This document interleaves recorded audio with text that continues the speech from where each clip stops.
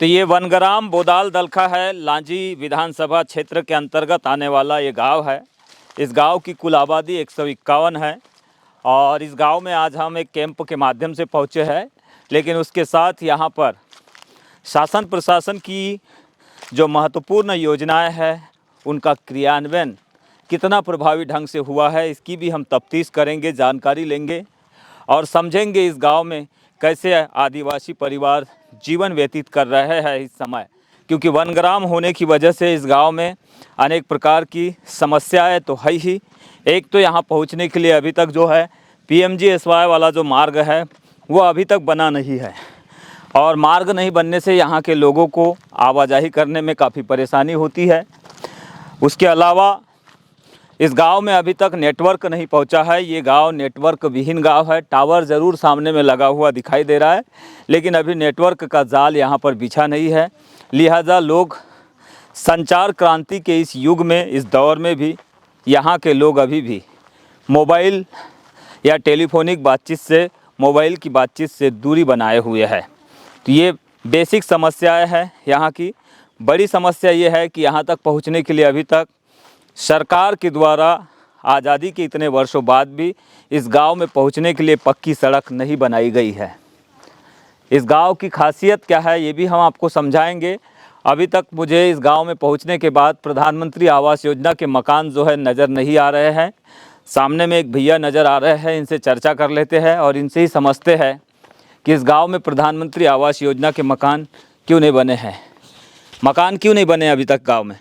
ये बाकी 3 मकान अधूरा है, इसलिए नहीं बन रहे यहाँ। अच्छा, क्यों अधूरे हैं मकान?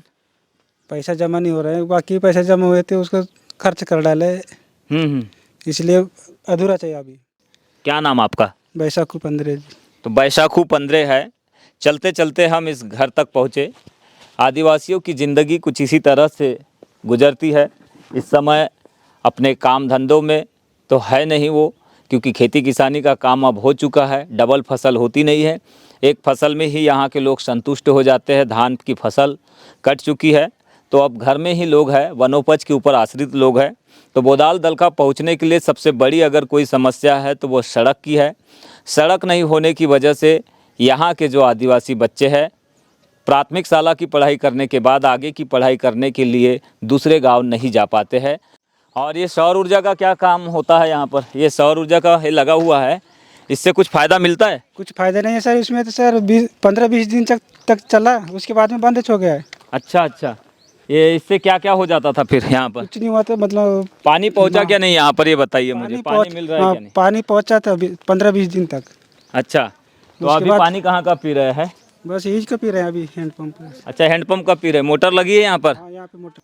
बोदाल दलखा में सौर ऊर्जा के तहत, सौर ऊर्जा के माध्यम से नल जल घरों तक पानी पहुंचाने के लिए शासन ने प्रयास किया, लेकिन 15 दिनों में ही शासन की ये जो योजना है वो दम तोड़ चुकी है। ऐसा गांव वाले बता रहे हैं कि 15 दिनों में इसकी प्लेटें ख़राब हो गई सौर ऊर्जा की, अब पानी नहीं मिल पा रहा है।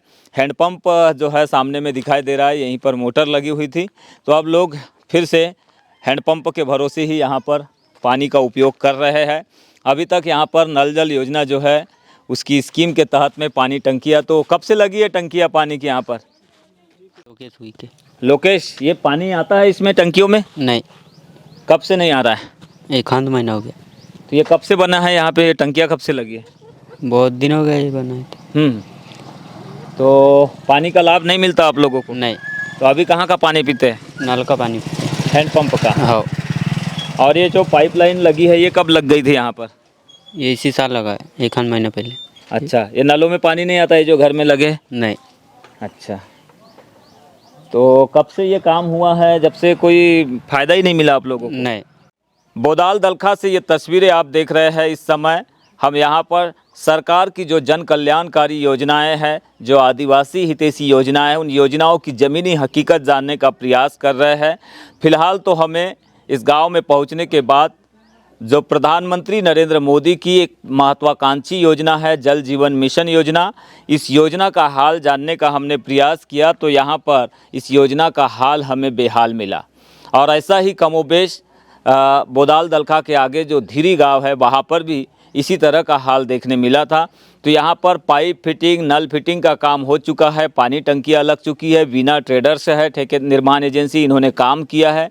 लोक स्वास्थ्य यांत्रिकी विभाग के द्वारा इस डिपार्टमेंट के माध्यम से ये काम हुआ है, लेकिन काम जो है उसका लाभ अभी तक आदिवासी परिवारों को नहीं मिल पाया है। बताया जा रहा है, चर्चा करने के बाद में हमें ऐसा पता चला है कि कम से कम 15 दिनों तक ये योजना यहाँ पे फलीभूत हुई और उसके बाद में दम तोड़ चुकी है। तो कुछ इस तरह की स्थिति है।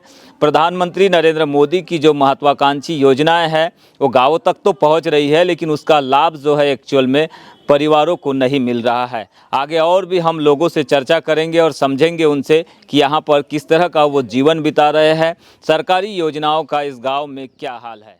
प्राथमिक शाला बोदाल दलखा का स्कूल है, प्राथमिक शाला भवन है और स्कूल की हालत देखिए, दीवारें जो है जीर्ण शीर्ण अवस्था में पहुँच रही है, दरारें आ गई है दीवारों में और ये बच्चे यहाँ पर पढ़ाई कर रहे हैं। बेटियों की ये हालत है।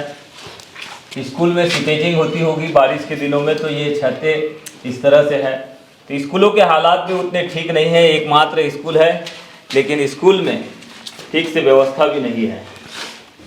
और ये मास्टर साहब है, शायद टीचर आप है क्या? क्या नाम लिखते हैं आप? कैलाश सिंगारी। सिंगारी जी कहाँ से आते हैं?